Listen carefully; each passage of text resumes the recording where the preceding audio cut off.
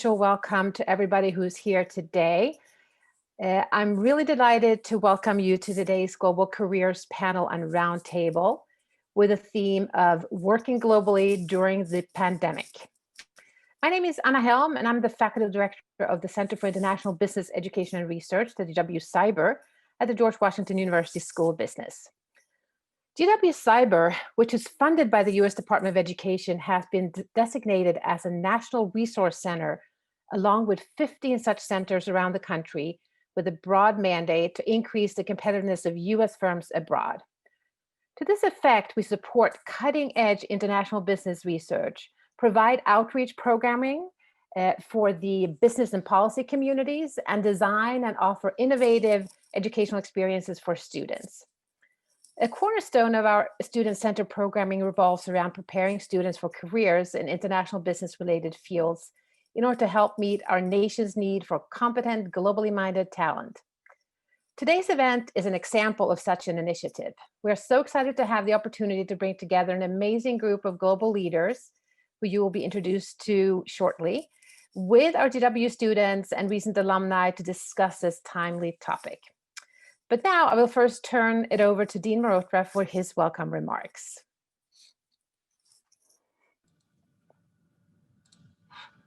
Well, good afternoon, and thank you, Anna, and to my GW-CIBER colleagues for their invitation to join you today. It really is my distinct honor to welcome you all this evening. Let me first start by my sincere appreciation to our keynote speaker, Mrs. Stacey Berdan, and all the global leaders for sharing their stories and their expertise that they'll be doing this evening. And it's always great to see our School of Business students, even though they have been hidden from camera right now. I am confident that you are in for an incredible discussion today. Now, these extraordinary times call for remarkable speakers. And I can tell you that indeed it's a great success to assemble this group representing truly global careers and leaders who have made and are making an impact.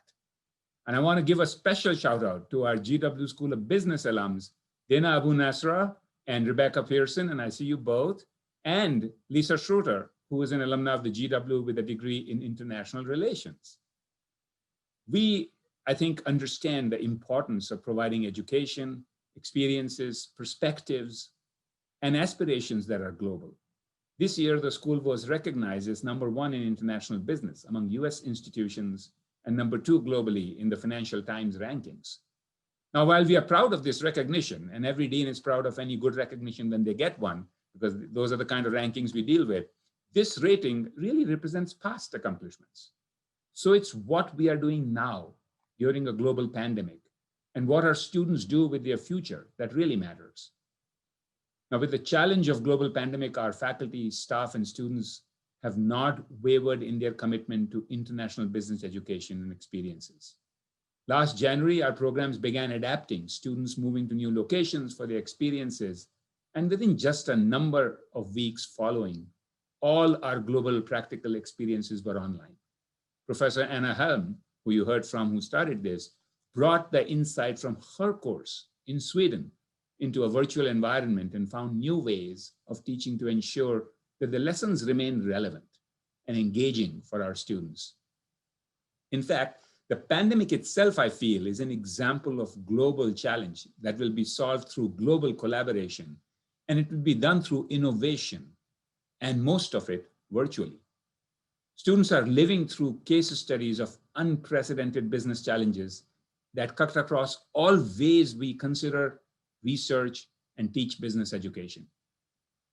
Now, we collaborate with industry leaders in events like this, and of course, and through our George Talks Business series to ensure that what we are living now is part of the GW business experience. And that is not unique to one topic or focus of study. When I look across our educational offerings, whether it's human resources, tourism studies, entrepreneurship, healthcare management, or any and all of the other areas of our education, there is a persistent theme. The opportunity to innovate, to solve these challenges is global. The global mindset is inherent in our faculty and embedded in our students' outlook and ambition. And as a university-wide resource, I believe our GW-CIBER colleagues are here to support us with education and research. These are certainly valued colleagues for their expertise in international business education, international careers, and professional development. And this event is a wonderful example of their leadership in connecting our students with the opportunity to learn from global leaders. So I trust that this evening will be enjoyable, optimistic, and focused on global opportunities. Thank you, Anna, for including me to welcome everybody. Back to you. Thank you so much, Dean Mehrotra. We really appreciate you being here and for your unwavering support for international business and global education in the business school and at our university. So over the years, we at the GW-CIBER have had the great fortune to work with renowned international careers expert Stacey Berdan, who has helped conceptualize this event and brought together this impressive group of global leaders who are serving as panelists and discussants today. So let me get to Stacie. So Stacey Nevadomski Berdan is a seasoned global executive, an international careers expert, and a best-selling and award-winning author on how to succeed in the global marketplace. Her career has taken her around the world, creating successful marketing strategies and promotional activities, communication campaigns, etc., for the biggest of the global brands.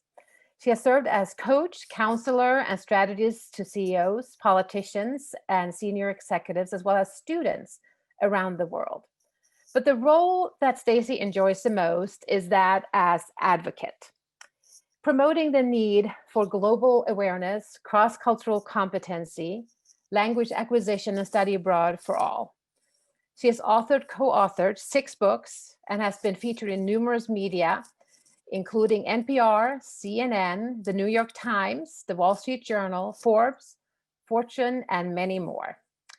So again, it's wonderful to be working with you again, Stacie, and I hope that everybody will enjoy this fabulous program. And thank you so much for the global leaders for being here today. Great, thank you for that warm introduction, Anna. And thank you to the faculty and staff and administration of the George Washington University and CIBER for supporting this terrific event, and in particular, Dean Anush Mehrotra, Anna Helm, Alexis Gall, and Nevena Yakova. As Anna mentioned, for 10 years now, I've had the ability and the good fortune to work with the GW-CIBER team, and I'm grateful that we're able to keep it going together to promote the importance of global business. This year is different, of course. Usually we'd be hosting this event in person and over dinner, and I really miss that. But like all of you and most others around the world, we have adapted to a new format because furthering our shared objectives is much more important, more important than ever. Helping students understand the vast array of global careers out there, preparing job seekers for the ups and downs of working cross-culturally, enabling a global workforce to succeed across a wide swath of industries and fields, and of course, to inspire all of you to seek out the fulfilling life of a global citizen without ever leaving your home country. The upside to meeting virtually, of course, is that this format allows us to reach more people and include panelists from around the world who, I imagine, might otherwise not have been able to travel to DC for this event. I'm grateful to these 8 professionals, we dub them global mentors, who have taken time to participate in this event. And not just today, but in the weeks leading up with emails, conversations, and being the first for the new Global Careers podcast that we are launching soon. Thanks to all of you for sharing your time and wisdom with all of us. And thanks to the GW students, alumni, and all participants joining us today. I hope that you can take away many helpful insights to pursue your individual paths. I also hope that all of you are doing well and staying healthy. Our topic today is working globally during the pandemic, the outlook for a global career post-COVID-19. The pandemic has turned our lives upside down and inside out, roiling our daily life patterns and presumptions. Even the simplest things like going out to dinner for a meal or lunch have changed drastically. So what does it mean for some of the really big things, like looking for a job or pursuing a global career? Well, concerns about disease and globalization have some positing that pandemics will unravel our world and bring on the demise of globalization. That'd be pretty hard to do. Despite the recent closings of borders and each country handling its own coronavirus response, overall, the global economy remains deeply interconnected. As the author Zachary Karabell has written on globalization, it's easy to hate, convenient to target, yet impossible to stop. Almost all of us must learn to deal with and figure out how to work successfully in this pandemic and in a global world. At this point in time, most of us probably have more questions than answers, but we can learn from each other, especially those who are working globally right now. And that's why we're here, to share ideas and have conversations about how different industries have been affected by the pandemic and what that means for the future. Which changes that companies have made will become the new ways of doing business? How has technology played a role thus far, and what can we expect for the future? What trends and opportunities are emerging within the global workforce that job seekers should be aware of? What are the skills necessary to succeeding in the global marketplace in the coming years? And what's it really like to work internationally during the pandemic?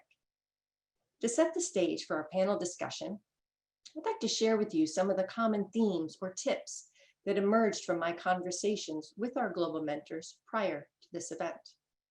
And although our focus is global careers, I think you'll see that many of these trends apply to all careers.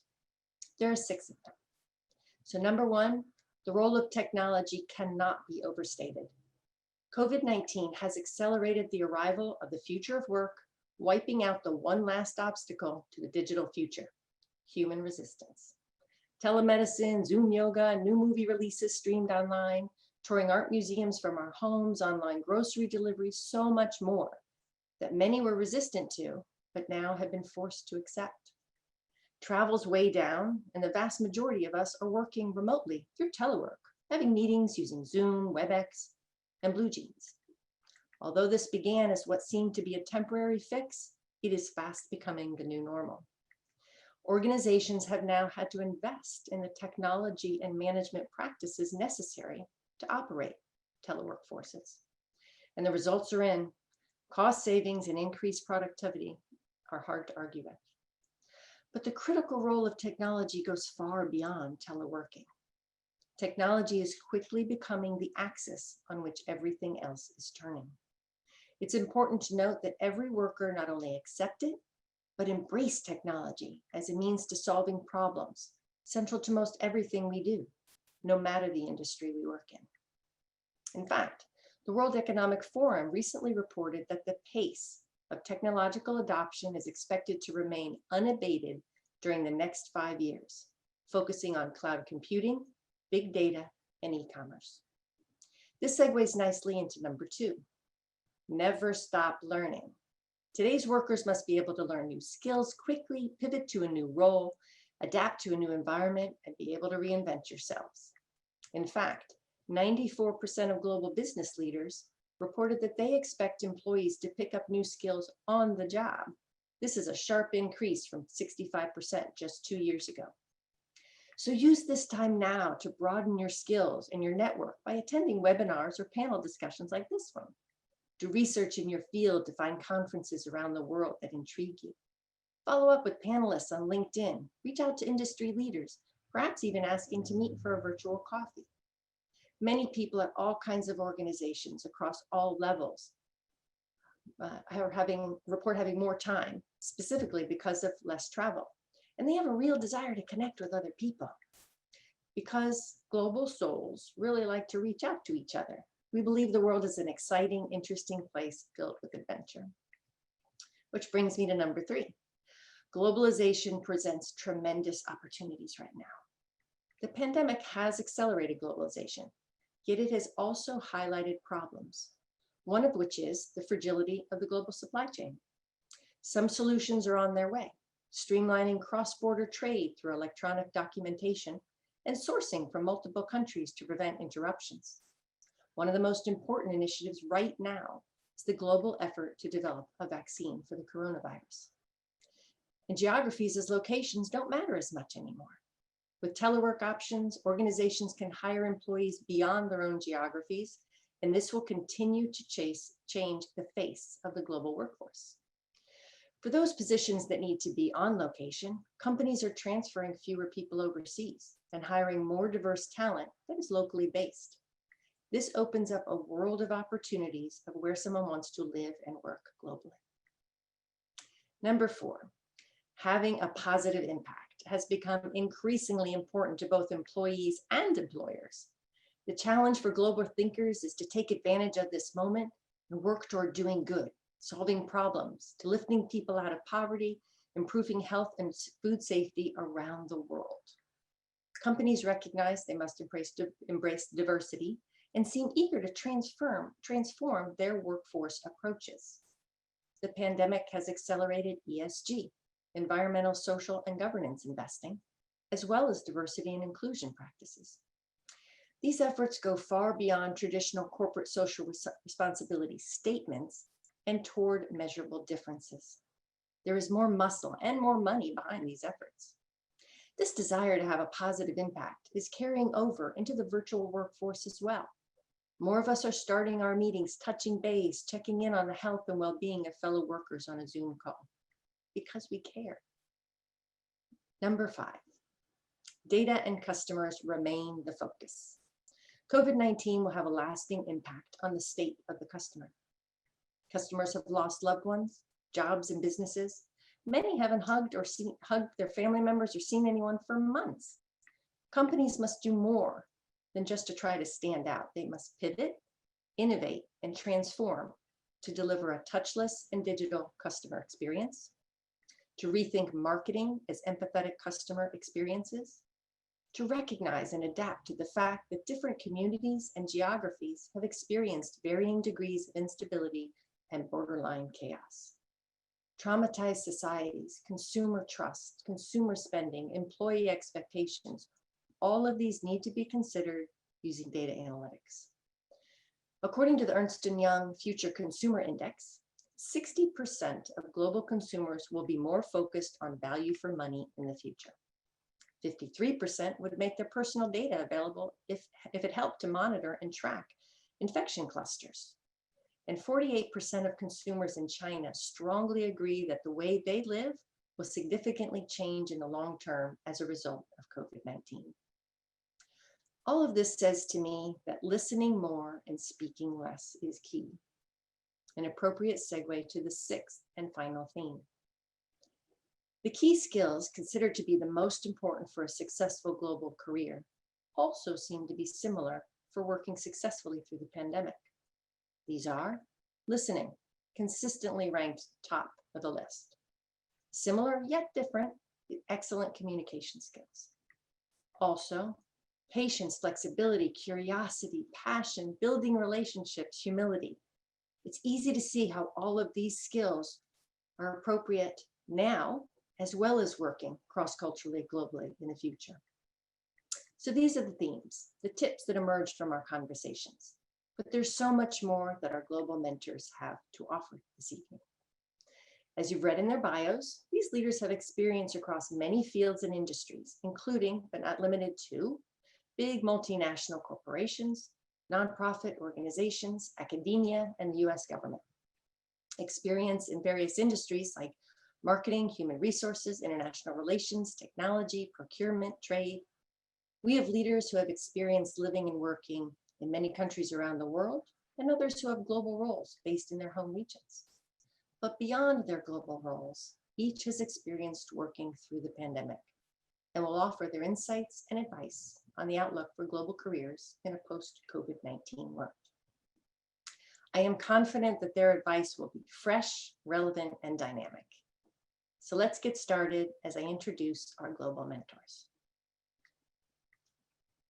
First is Dana Abu-Nasrah, Managing Consultant on IBM's Global Public Sector team. She's a GW alumna, now based in Dubai, where she focuses on emerging technologies and workforce of the future strategies, specifically for governments.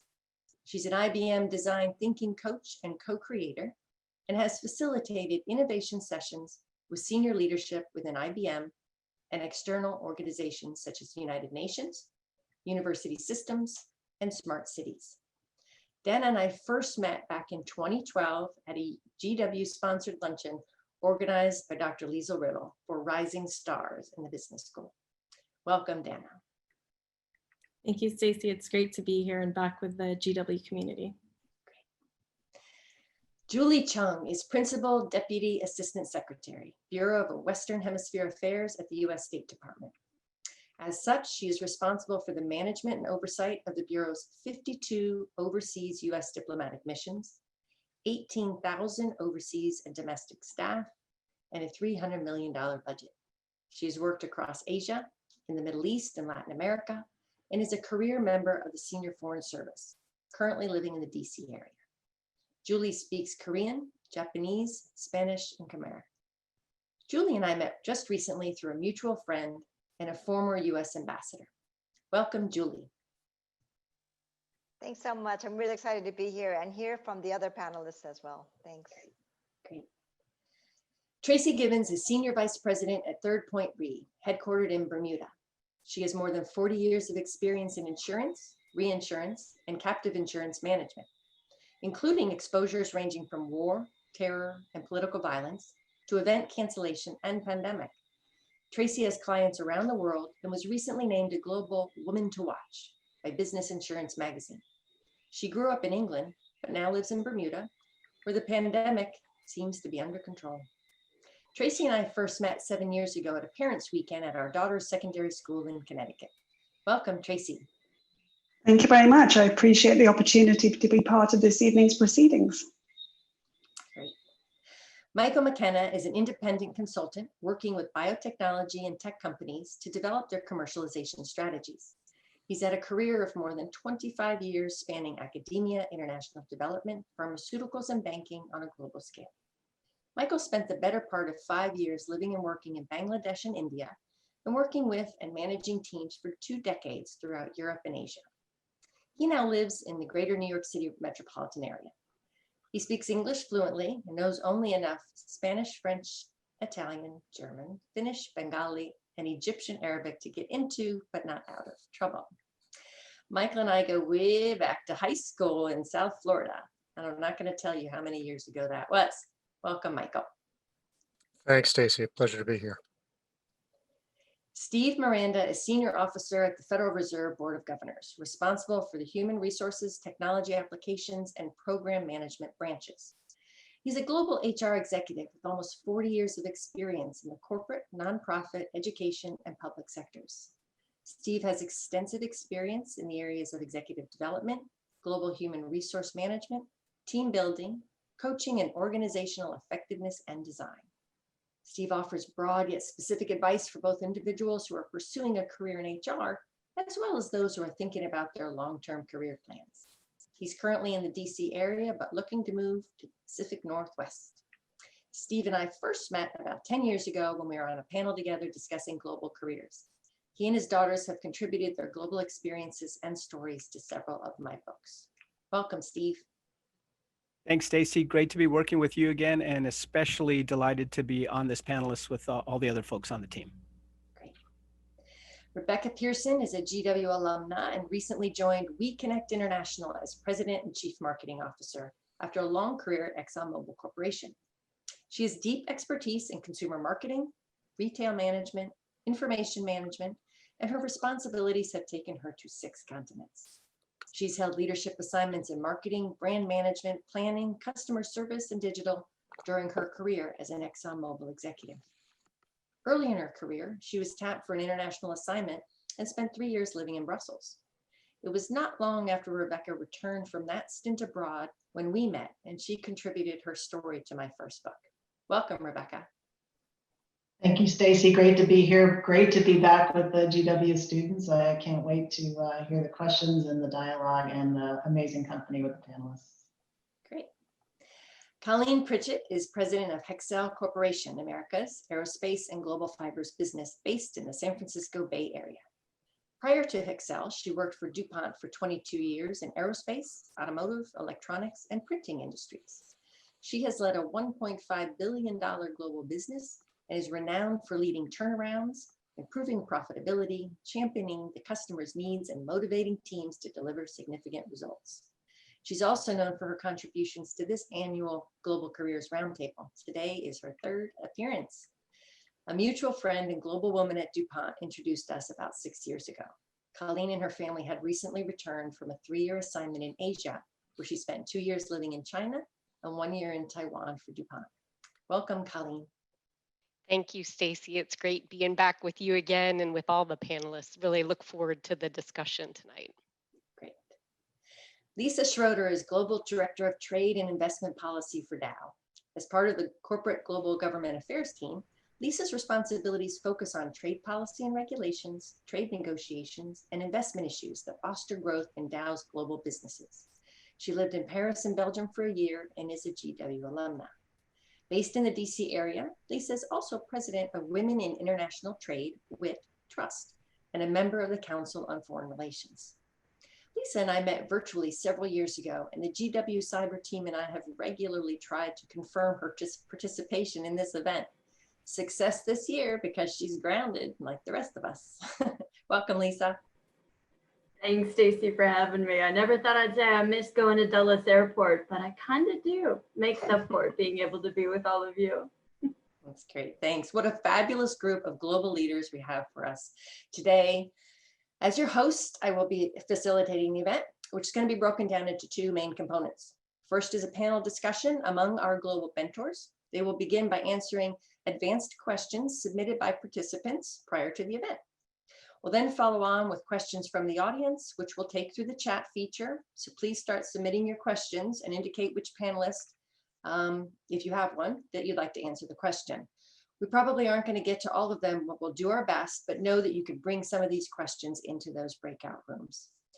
So the first part is going to be about an hour. Then we're going to go into the breakout rooms where each global mentor will lead a discussion for about 30 minutes. All right, so we're going to get started. So a little bit of housekeeping, global mentors.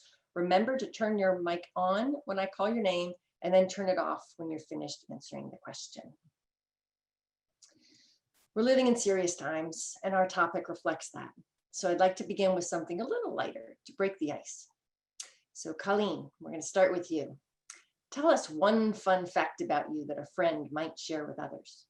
Okay, so a fun fact is I love to sing karaoke. I am not good at all, but I love it. And I love singing with my friends and now with my daughters. So I thought I would share that with you. That's great. And don't ask me to sing. help Not now. Help you in certain parts of the world. That's great. That's great. Yes. Tracey, you're next. Since the pandemic began, share one thing that has surprised you.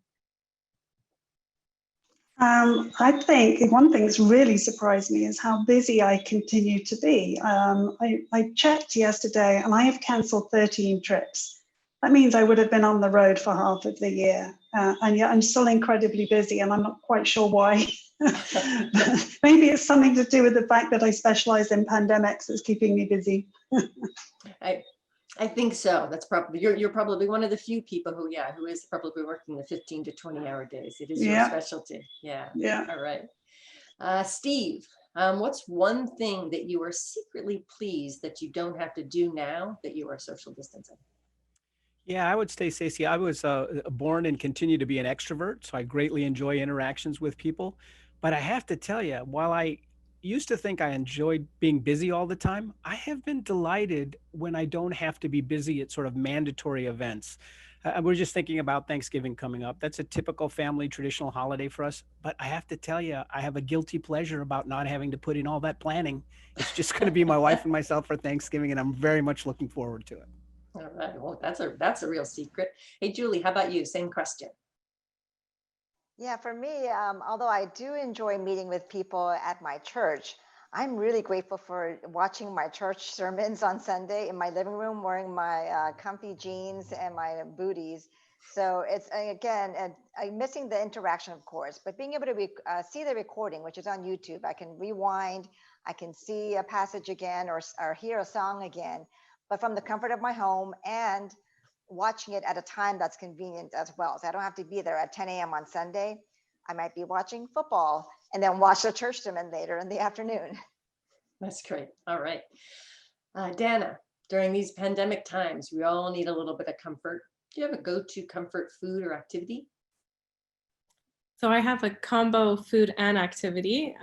So although I'm working from home and have been grounded for the entire year, I still in the morning grab a cup of coffee from my favorite local coffee shop and then come back home, and that signals the start of the workday. So that's my go-to thing during the pandemic.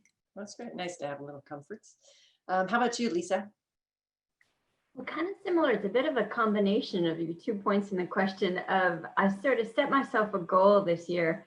And I'm sure like a lot of folks, you've got that drawer, that box full of recipes you've ripped out of magazines or seen in the paper. I set a goal of actually making them, or at least trying to make them. And I will admit, some of them have turned into epic fails. But what I've discovered is I'm actually really decent, which is not surprising with a last name like Schroeder, at cooking really good, plain old German comfort food. So that's been working for me. That's good with the cold season coming up for sure. So Rebecca, what expectations of normal are you letting go of? I'm struggling with the fact that I can't go to the airport, so I'm with Lisa and going to Dulles and missing the airports, but having to wear a mask, and realizing that even post-pandemic, whatever that is, I'm unlikely to get on an international flight ever again without a mask and wear that most of the time. Great. How about you, Michael? So I think for some time now I've given up hope that I will have chance encounters with strangers or neighbors, for that matter, that are not tinged with caution, worry, and some level of awkwardness. So I'm going with it and trying to make those encounters as pleasant as they can be, despite the fact that we're masked and sort of a little on edge. Yeah, great. Well, those are all great fun. Shows that we're all human. I like all of those great examples. That was a lot of fun. Now we're going to dive right into it. My first question is for several of the panelists. So first, we're going to begin with Rebecca. The pandemic has turned our world upside down, both personally and professionally. Can you share with us an actual problem at work that you've solved and how? Well, the very first problem we had to solve was needing to hire people without seeing them, and then onboarding them without seeing them. And so we had to deal with that right away and figure out how do you interview people, which it seems so obvious now. I've been doing it for 6 or 7 months, but the first time you have to incur the question, you're thinking, how do I do that when I'm used to bringing people in and interviewing them in person and all of that. And then I think even more importantly, how do you start and build a team with people you've never met? So I have colleagues now I've never met ever in person that have been with us, however, 6 to 7 months now, and building that teamwork and helping them to embed that into the community of people that are already there. And that was the first problem we had to solve. And we had a second one of having to have an in-person gala without having a gala. And we switched that over and did that in a cyber way. So 2 examples. Tell us about that. Tell us about the gala. How did you do a gala? So, it was not my idea, so I'll give credit where credit's due to my VP of Communications, but we ended up video. Everybody did their own video in their house. Everybody dressed up. We did 60 to 90 seconds of your story, just as if you were going to tell your story if you were running into somebody in the hallway at the gala, and then we posted it all on LinkedIn. And so it was 24 hours of video all over the world, hundreds of people doing their, doing what their story around We Connect International. Oh, that's terrific. I love that. Great. Lisa, how about you? Got a problem you've solved? I think, it's an interesting question because maybe more specific than a problem, but I think building on what Rebecca was just saying, really how we create the dynamic in that team environment, especially when you're not able to get on that plane or sit down with the team in whatever location that they're in. And I really feel like that's actually one of the things that makes me hopeful coming through this time period is how much more we've built in time to really engage with colleagues, not only getting to know them personally, but also really spending less time on transactional projects and more focused on sharing skills and creating opportunities for development and higher level engagement. A really good example is I've got fantastic colleagues in Kenya. And as the US government launched the US-Kenya Free Trade Agreement negotiations, very often that would be a lot of emails back and forth about sharing, what are you hearing? What are we hearing? Here's the strategy, go talk to people. And instead, now we're really spending time learning from each other. Well, exactly how does the process work on the ground for you? How would you normally engage? How about if we start to try to share kind of things I've learned along the way that might help create that broader, especially industry consensus with the team on the ground, both in Kenya and here. So I've really seen it as being that opportunity to kind of share skills and focus more on broader development opportunities across the team, even if we're not necessarily sitting next to one another. I'm hoping that's one thing we all take away from this, where we really do better by creating much more personal relationships. That's a wonderful aspect, definitely. Colleen, how about you? Yeah, for me, one of the key challenges we were dealing with is we were doing a real important product qualification for one of our very large customers and needed to keep that going, needed to keep our lab open and operating. And this was happening at the same time back in March when the US was kind of shutting down, locking down.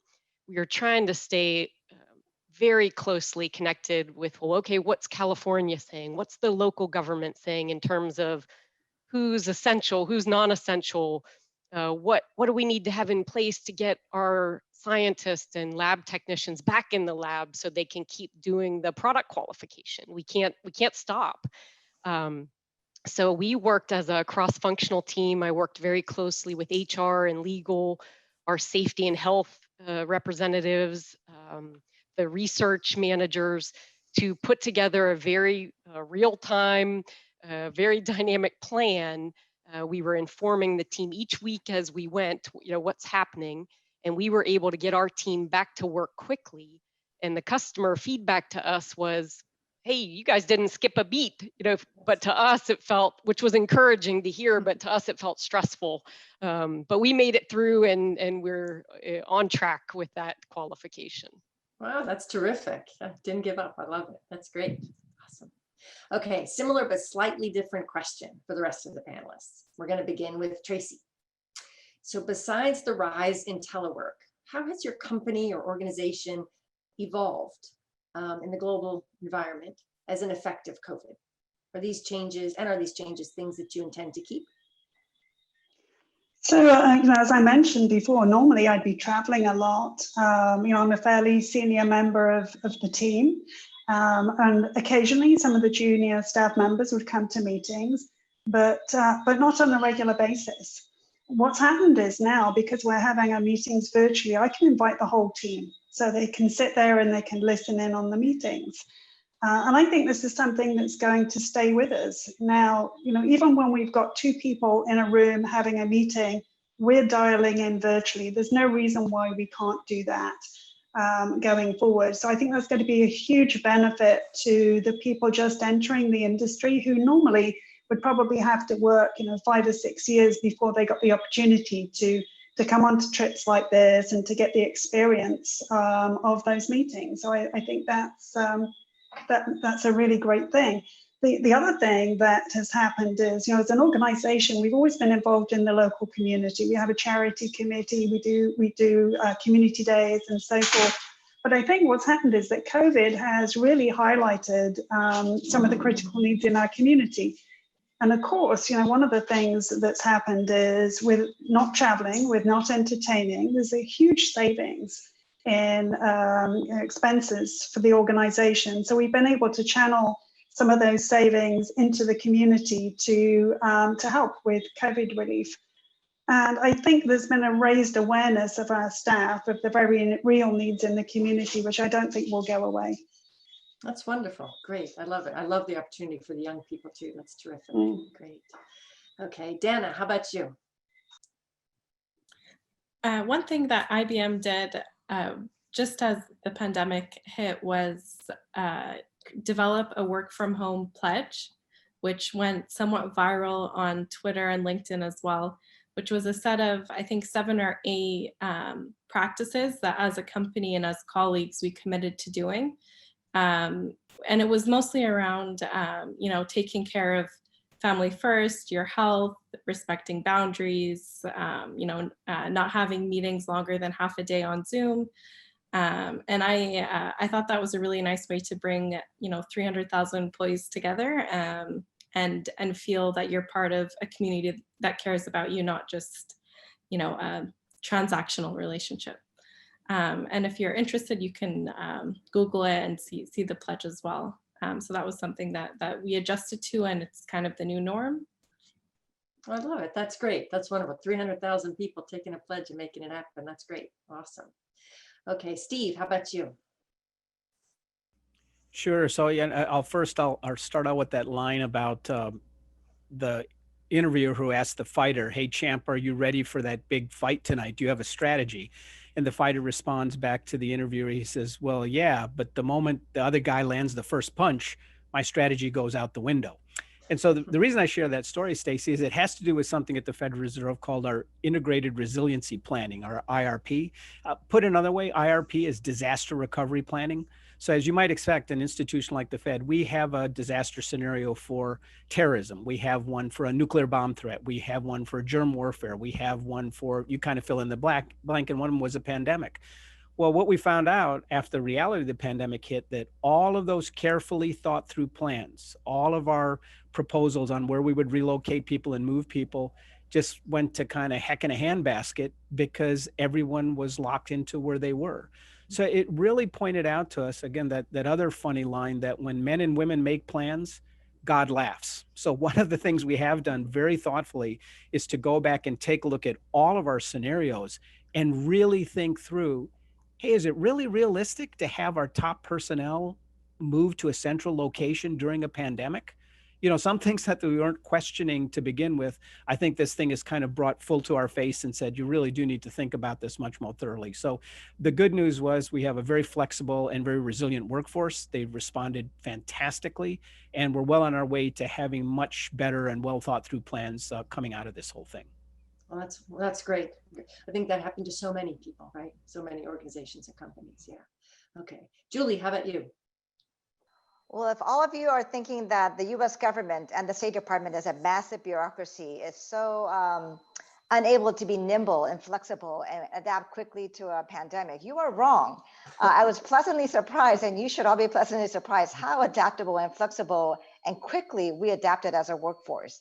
One thing that's different from the government private sector is we have classified issues, right? There are some things we cannot look up on our iPhones. We have to go into the building for classified documents. And so we were thinking, how are we going to do this? We can't all go in. So one way we adapted was creating teams, a red team and a blue team, so that you would have people go in on different days. And I still, to this day, I'm only going in about 2 or 3 times a week. But we have reliance on a blue team, red team, so that you have a partner, a classified buddy who can check that side for you and alert you if you need to come in, or they can cover it and then respond accordingly and quickly. So I think that kind of red team, blue team programming or pattern will continue after this, since we've now proven what we thought could never happen, we could actually do. And then secondly, on the teleconferencing, before the pandemic, I had never heard of Blue Jeans, MS Teams, WebEx, Zoom. None of those words were familiar to anybody in the US government. To go into a conference room and do a conference call was a big deal. It was very cumbersome. And now that we're able to do it so easily and so quickly, we have regular conferences all the time. Just this week, we gathered the Organization of American States and had a massive summit online, and it was successful. So proving what's impossible is possible, I think that will help us adapt as a government. Oh, that's a wonderful story. I love it. And I guess hundreds and hundreds of people you can gather now. That's great. Awesome. Great. Michael, how about you to round it out?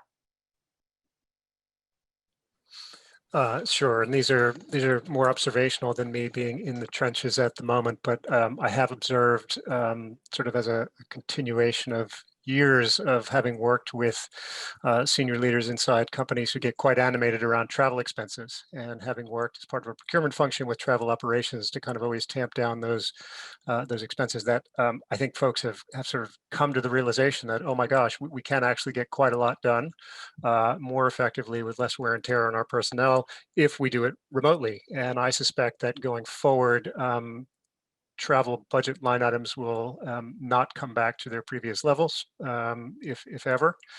And then the other interesting observation I'll share with the group, and it's probably of interest to the students who may be entering the job market soon, and quite possibly still under a COVID regime, is that the recruitment machinery and the hiring processes are quite different, and there's all kinds of new and sort of interesting techniques that are being used involving pre-recorded video responses to interview questions, long form essay responses to specific questions, increased use of personality assessments and cognitive testing that sort of informs the whole application process. I think some of that is driven by the sort of belief that there's less richness that comes across when you're not having the face-to-face interaction. And I suspect that the added flexibility and the kind of location independence of hiring will see this persist long after the pandemic subsides.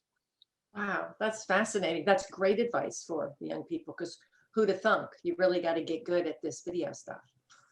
Making yourself look good and present well.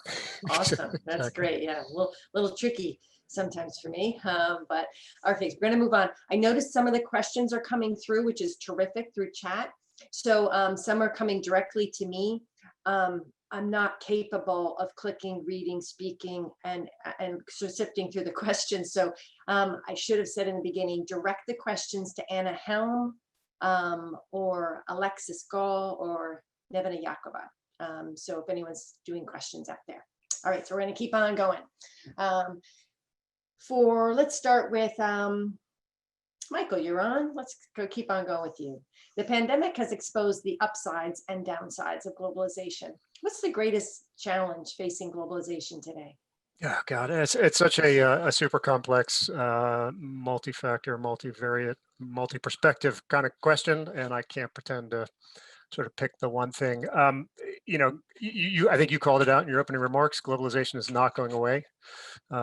Economic, financial, technological imperatives won't allow that. I do think it will be different, and I don't have a crystal ball that says in what ways it's going to be different. I mean, I think the main challenge to globalization, and it's a pendulum, right? Kind of swings back and forth. And I think as we've seen the pandemic kind of call this into sharp relief, there's I guess the rise of isolationism, protectionism, populism, nativism, sort of.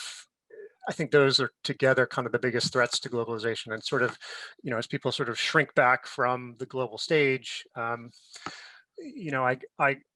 get sort of drawn back into my time as a social scientist and certain pieces of literature that talked about, the bad being stronger than the good, and people really focusing and getting sort of heightened awareness around the challenges in their own personal lives that sort of, there's fear, right? So there's a lot of fear that drives people. And then, kind of the cognitive limits to human affinity as people sort of get sort of, afraid of the other, and they want simple answers to complex problems. And so I see those sort of reactionary tendencies to crisis as being, again, potential road bumps, speed bumps in the road on the way to a kind of sort of a sort of continued sort of, prosperous globalization. And I think, the real sort of question is, how do we sort of, peaceably, sensibly, and more equitably kind of distribute the fruits of globalization, because they are there, but if I don't see them as an individual, how do I kind of get my head around that? And so I think that's a challenge for our leaders and corporations to sort of push the the cause of globalization forward, because obviously it's not going away, and it does yield enormous benefits. It's figuring out how to distribute those more equitably. That's great. Justly. Wonderful. Tracey, you want to add to that? Lots there. Yeah, I mean, I agree with Michael wholeheartedly. I think nationalism is a huge issue for us. When I think about the industry that I'm in, and finance, insurance, then cybersecurity is a real threat to our business. Thinking back to when I first joined the industry, I remember we had the first fax machine on somebody's desk and saw a fax come through. We didn't have computers on our desks. You had a huge room with the computers in, but we could go about our daily business fairly easily without touching a computer or having a computer printout or anything like that. But the cost of doing business was much higher than it is today, and the speed of doing business was much slower because you couldn't email some information. It was sent by, you know, at best by FedEx that, you know, it arrived. So the total reliance we have now on our computer systems, you know, being able to do something like we're doing right now. If all of that goes away, then that's got to affect our ability to communicate within the greater global community. And I think anything that disrupts that is a threat. Great points. Excellent points. Steve, a lot has been said already. Something else you want to add? Yeah, you know, a few things. I would say, Stacie, the biggest challenge is very similar to what the folks have already said. I refer to it as the collision between Occam's razor way of thinking and complex systems. So for those folks that aren't familiar, Occam's razor was basically a belief that says all things being equal, the simplest answer is the best, kind of like KISS, keep it simple, stupid, right? Versus complex systems says for every problem out there, there's a solution which is simple, elegant, and wrong. Right. And I think we are faced with so much short-termism right now that it's really becoming a problem. We have a lot of people calling for the reshoring of the supply chains. We have a lot of people calling for the repatriation of jobs back to home countries, et cetera. And I think what they forget is the history of globalization. You know, if I am a historian by hobby, not by formal education, and when one looks at the history of this, we see that the level of globalization we've had recently was starting to get to, if not slightly greater than the level of globalization we had at the beginning of the 20th century. But then three minor things happened: World War I, the Great Depression, and World War II. But the world continued to move through that globalization curve, as I think it will going forward. The other thing I would say for students especially is getting people who know how to provide answers is very simple for a leader.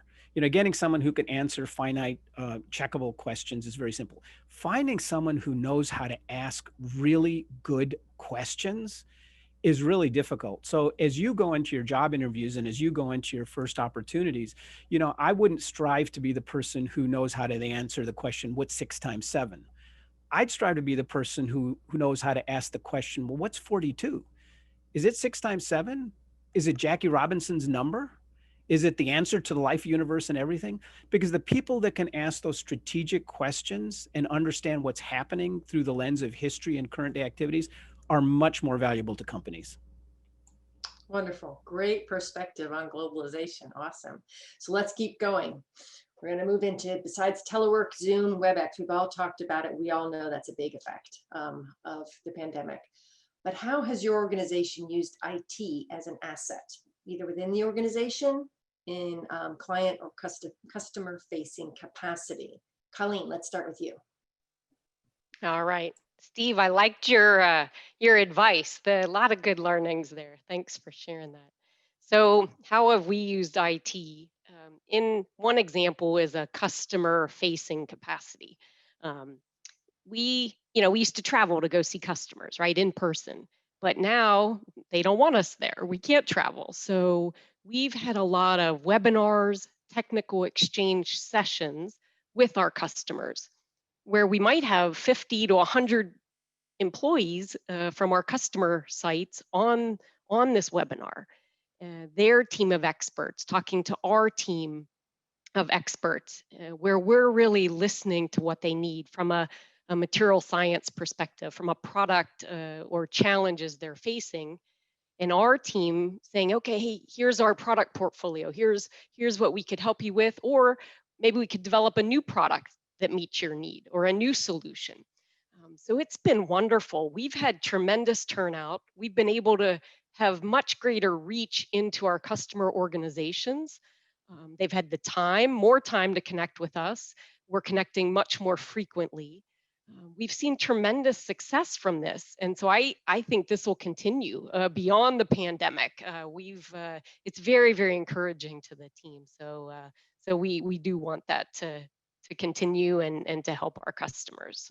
Well, that's wonderful. Great. So keep it up. How about you, Rebecca? What have you seen with IT as an asset? there's so many examples that I'll try to bridge the gap here on a few. I want to give you a couple of examples of my time at ExxonMobil and also my NGO space, working in a nonprofit today, and also to tie to a couple of things that Steve and Julie have said, because I think it's interesting to give you the private sector versus the public sector view, right? So the concept of not knowing what Zoom or WebEx was at the State Department, I love that, because at ExxonMobil we just had Skype.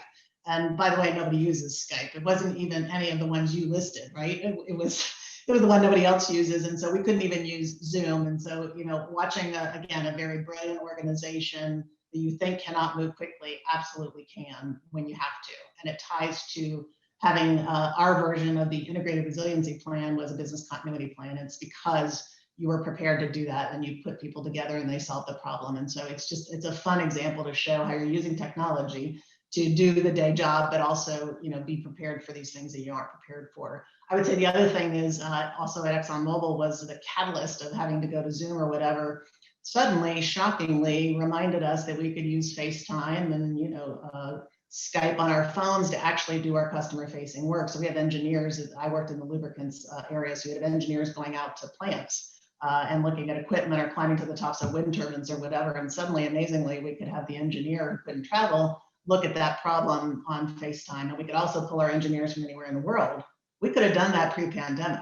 This was just a catalyst of breaking open the paradigm that you can't do that.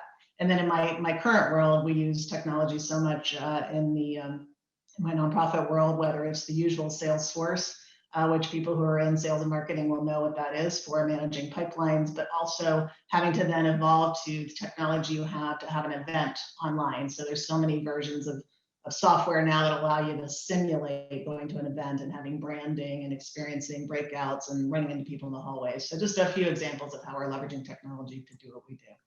That's fantastic. It's amazing to me, these stories that just keep that it was always there, and it was already always there, but we never used it, and now we're forced to. And it's kind of like my husband learning how to use his cell phone, because now he has to in order to drop the dog off at the vets. It kind of goes everywhere, doesn't it? All right, Lisa, do you have an example of some IT besides the Zoom and the WebEx and that bit? Absolutely, and I think it builds a little on what Colleen or Rebecca were saying too, both internally and externally. Shared platforms. Certainly I'm in the government affairs space, and a lot of the work that we do in the policy area is drafting letters and talking points, panel remarks, for example, or strategy documents. And now creating a common platform where we're actually bringing everybody together on that same document. And whether it's us within the policy space doing that kind of work, or I know working with a lot of our sales teams, a lot of the customer team, that's created kind of a comfort with using the technology platforms to work on developing new innovative products and services. So it's actually streamlined a lot of that process, made it a lot more efficient, because you're getting everybody together onto the same call, but also the same platform, sharing the same data. And now you're really kind of using that to brainstorm much more sustainable, innovative products going forward.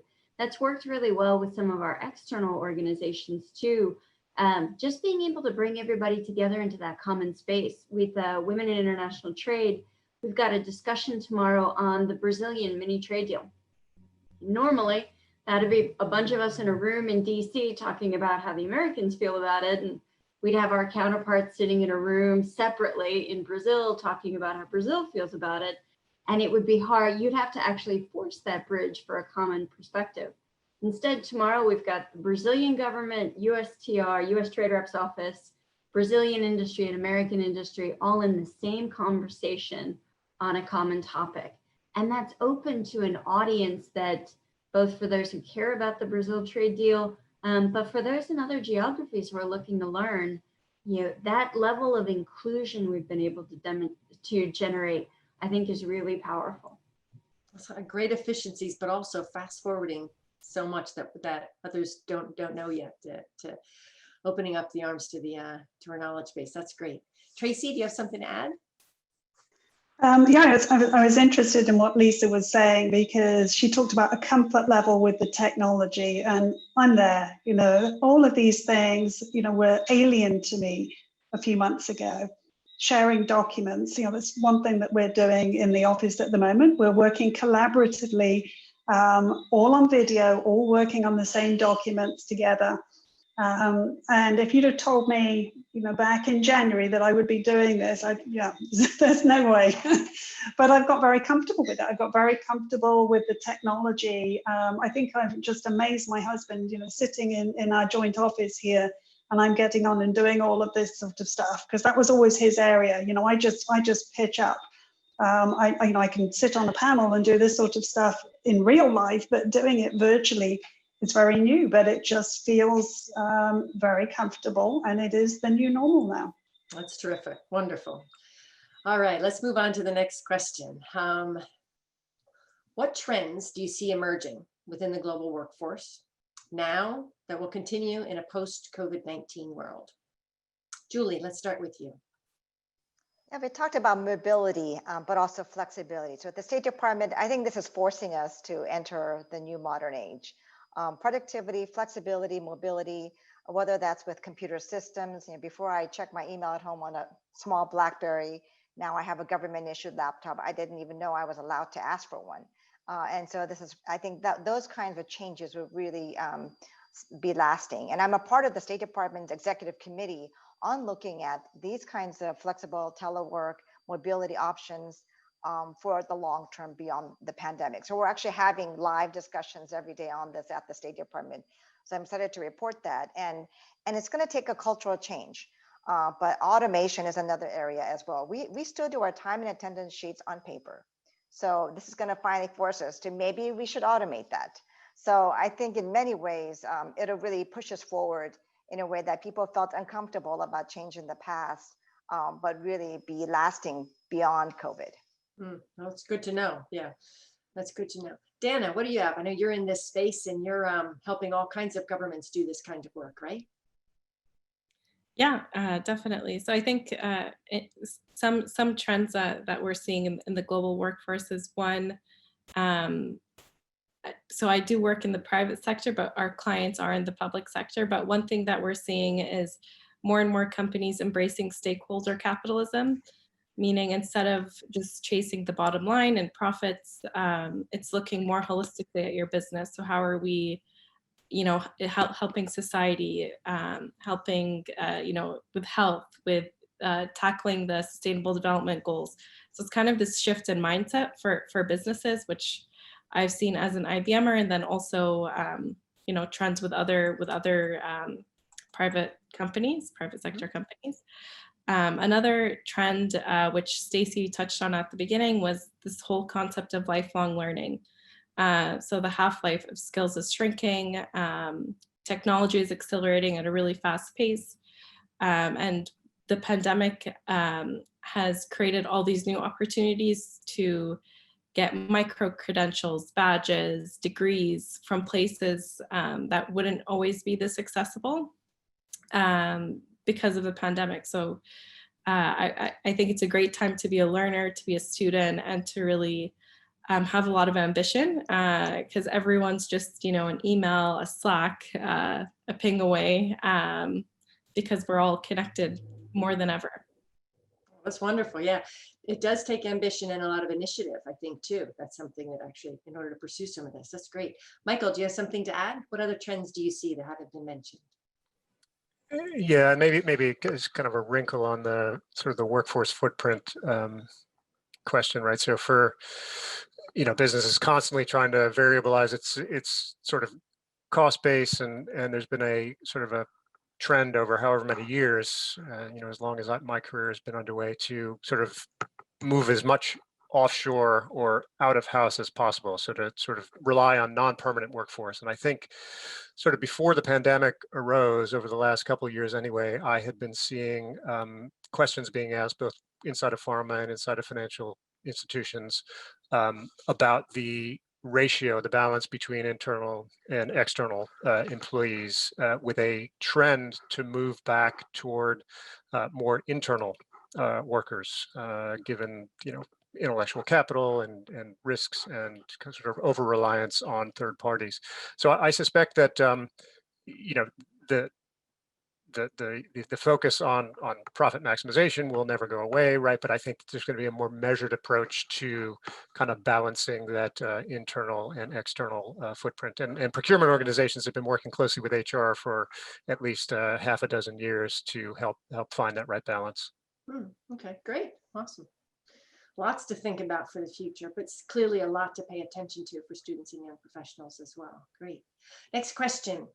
Specifically, what industries, fields, and geographies do you think offer the best opportunities for working globally? Julie, what do you think? Absolutely diplomacy. Diplomacy does not stop. The world does not stop because of a pandemic.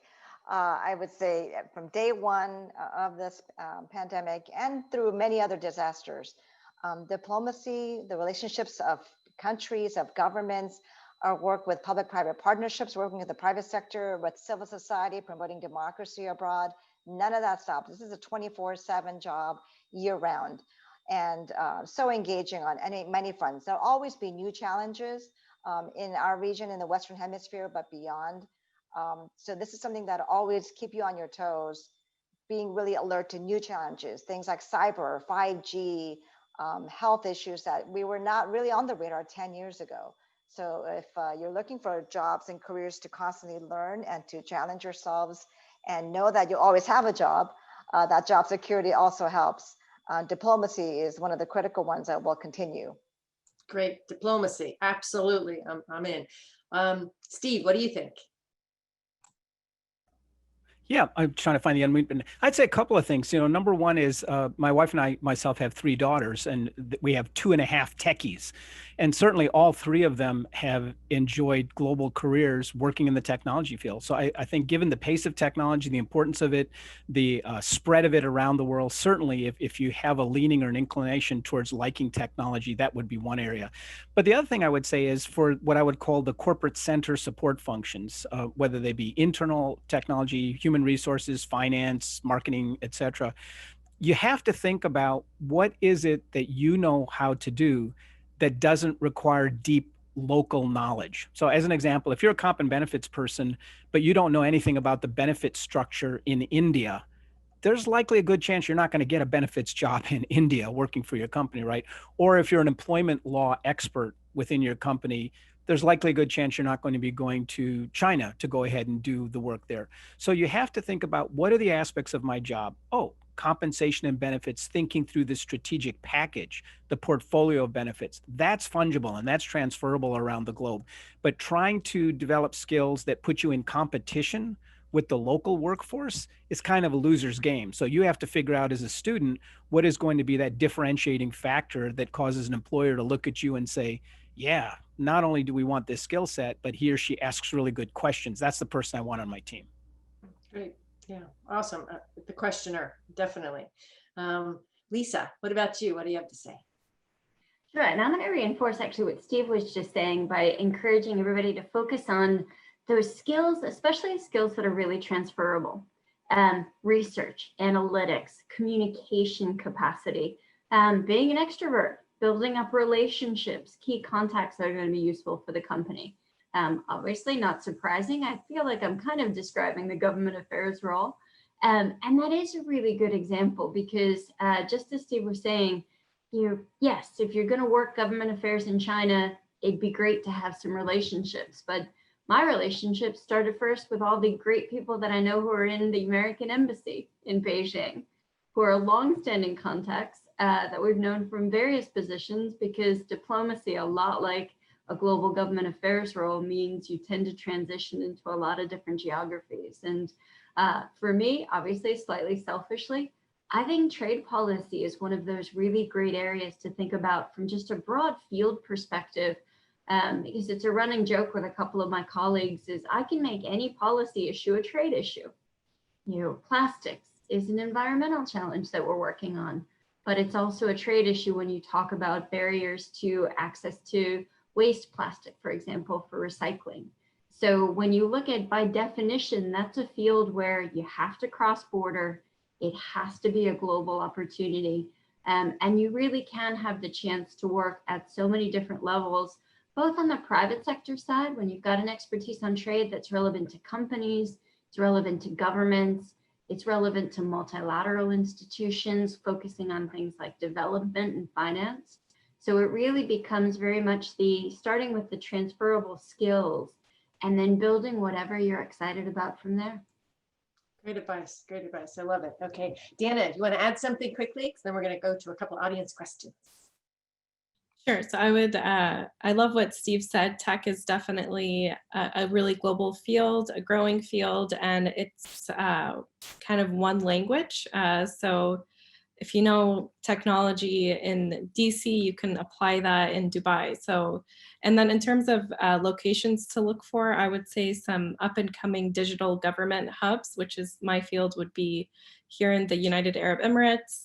In Europe, you have Denmark and Estonia as leading digital governments, and Singapore in Asia. So those are all exciting places to go. And I would encourage you to look into programs like Code for America and Venture for America to get kind of your hands-on experience as fresh graduates.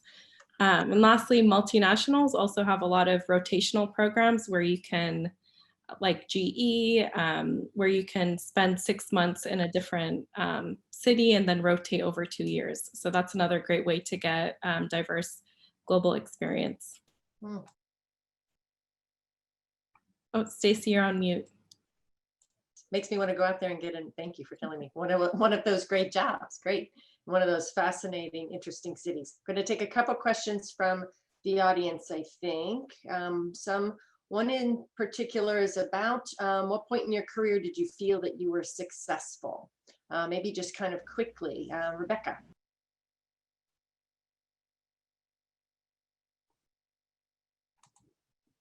Are you still there, Rebecca? Oh, you're on mute.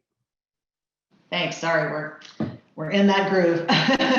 I think I have two thoughts. I just looked back on my career after a few years being at ExxonMobil and thought that I was just very successful, having survived coming into an engineering company and not being a right out of college hire. So that was a success because they hired from college. And then I think the second one was when I sort of broke the glass ceiling in my own mind of becoming an executive in the company. And again, sort of a historical engineering, male-dominated kind of field. So those were two marks. That's awesome. Great. Colleen, how about you? Yes, for me, I felt successful when I got that first international assignment, that first expat assignment in Shanghai, China. It was something I had asked for like 10 years prior, but it was finally happening. And I was to go over and run the Asia Pacific region for this one business within DuPont. It was about $1 billion business, a team of over 1,000+ people. So it was a really important role and I wanted to do a very good job. And I felt like this is the ultimate challenge. I'm gonna, live and work in a culture so different from what I grew up in and see if I can succeed. And it was really a life goal for myself, for my husband, for our family. We were able to take our 2 young daughters with us. So for me, that felt like success. Sounds like success too. Great. Tracey, how about you? When I was invited to be on this panel. Well, that's very sweet. I think, throughout life, when I learned to read, when I was accepted to high school, when I was offered a place at university, when I was made AVP, VP, SVP, to me, success doesn't mean making a lot of money or having a fancy title. It's about being the best you can be at that particular point in your life. And, hopefully the people who are listening into this will feel that they're successful because they're studying something that excites them and that will ultimately lead to whatever they categorize as a successful career. Oh, you're on mute, Stacie. Yeah, that's sorry. great. Yeah, thank you. That's great. I'm afraid it might start saying that to each other a lot these days. Okay, so these times it's 6:17. I know we have to keep moving. So what I want to do, there are a lot of questions. So bring your questions to the rooms. But before we go into the breakout rooms, because I want to make sure that we really have a lot of substantive discussion in these roundtables, because that's a big part of this. So the panel discussion has been terrific so far. Hopefully you guys agree so far. It's been so short, it goes so quickly. But I want to ask every single one of the panelists, just quickly, lightning round, what one thing would you tell a young professional entering your field? Tracey, let's start with you. I would say for the first 10 years, concentrate on gaining knowledge and experience and not looking for the job that has the fanciest title or pays you the most. That will come after the first bit. And network, network, network. All right, great. Lisa, how about you? I'm going to reinforce network, network, network, and reputation. You want to build your reputation within your community as the go-to person, the person who's always there, always wants to help, eager to learn those new things. The more positive you are, the kinder you are as you're coming up, the more that's going to be reflected as you build your community, and as you'll see people on their way up, on their way down, but you really want to position yourself as the person everybody wants to hire because they know you really deliver, you do well, and you continue to learn. Great advice. Great. Steve, how about you? Yeah, I'd say two things, Tracey. And I may have actually heard this first thing on this panel. It's the old Navajo proverb, listen or your tongue will make you deaf. And what I mean by that is students really need to pay attention to their information diet. What are they reading? What are they watching? What are they looking at? Because unless you are filling yourself with a healthy information diet mentally, just as we fill our bodies with a healthy, balanced, nutritious diet, you are bound to be making decisions and taking actions that are not serving you well in the long term. So read and pay attention to your information diet. Great advice, super advice. Julie, how about you? I would say be bold. You know, as a woman of color, as an immigrant, of course, there were times in my career where I had imposter syndrome or lacked the confidence. So one of my mentors told me is, you came to play, you didn't come to sit on the bench. So be bold and put your ideas out there. Great, good advice. Michael, how about you? Sure. So a couple things. Stay curious about everything. Learn to disagree agreeably, and enjoy the journey. I mean, those are sort of the three things, right? Don't be so obsessed with getting to the next carrot, the next rung on the ladder. Enjoy where you are in that moment and learn as much as you can. Wonderful, great advice. Colleen, how about you? Yeah, for me, I'd say, as you're thinking about different companies to join, look at the culture of that company as well. Is that somewhere you want to work? Is that something, aligns with your core values or the culture you're looking for? And also look at the long-term growth potential of that company. So you think about COVID and how it's impacted different industries, different markets, like we sell into commercial aerospace, but what's the long-term growth potential? Is that positive? Because it does matter. COVID is short-term, here and now, and it, we'll get past this. But think about that, as well as, does that company give you access to gaining international global assignments, if that's what you're striving for? Thanks. Great advice. Yeah. Dana, how about you? I would say your career and your job is really in your hands. So don't be afraid to create your own dream job, to express interest in what you want to do next, and to anything's possible in today's world. So good luck, everyone. Wonderful, great. Rebecca? I would say always leverage your natural talents, because it's where you're going to perform at your best, always. And think about your customer, whatever that is, in whatever environment that you're in, because you need to understand it from their perspective, whatever it is that you do, and try to meet that need. Oh, fantastic advice. I think I got everybody right. Yeah, I think so. Great. Okay, so now we're going to go to the break rooms. That was a fantastic, amazing, super fast, chock full of amazing information for all of our listeners. So thank you, Global Mentors, for all of that.